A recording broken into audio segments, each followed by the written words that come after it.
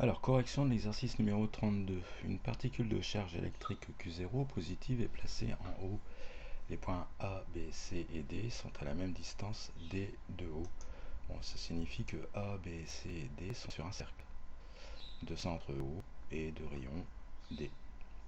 En utilisant les vecteurs unitaires I, donc suivant X, et J suivant Y, exprimés vectoriellement, les champs électrostatiques créés en A, B, C et D, notés EA, EB, EC et ED. Donc ça c'est la question A. Alors pour déterminer le champ électrostatique créé en A, il faut considérer la charge placée en haut, et notamment son signe. Alors on nous a dit que dans l'énoncé c'était une charge positive. Donc ça veut dire que le champ il va être dirigé de haut vers A, et suivant OA. Il a comme direction OA, et le sens ça va être de haut vers A. Donc comme ceci. Alors sa norme elle va être donnée par la formule du cours. Voilà, 1 sur 4 pi epsilon 0, pi epsilon 0, on l'avait noté petit k aussi, multiplié par Q0, la charge placée en haut, divisé par la distance au carré, il ne faut pas oublier le carré, la distance c'est entre O et A, multiplié par le vecteur I. Pour avoir le champ en B, et ben en fait c'est pareil, la charge est positive, donc ça va être suivant J.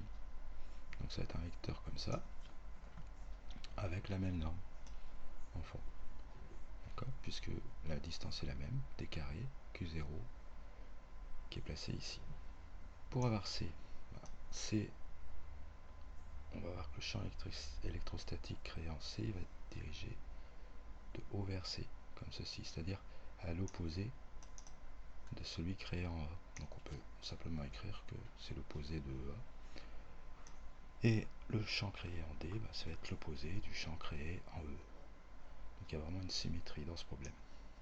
Alors passons à la question petit b. Les forces électrostatiques F de OA, F OB, F OC, F OD, exercées par la particule placée en haut sur une particule de charge électrique Q en A, B, C et D.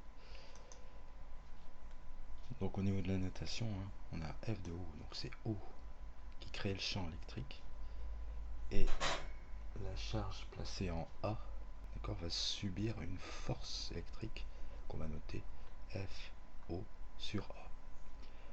Bon, on a une formule du cours, c'est F égale QE. Une fois que vous avez le champ électrostatique, vous multipliez par la charge Q qui est placée en A, en B, en C ou en D.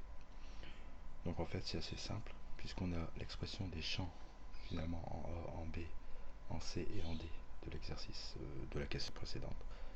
On va simplement multiplier par Q. Voilà, ce qui donne ces expressions ici. Donc rien de difficile.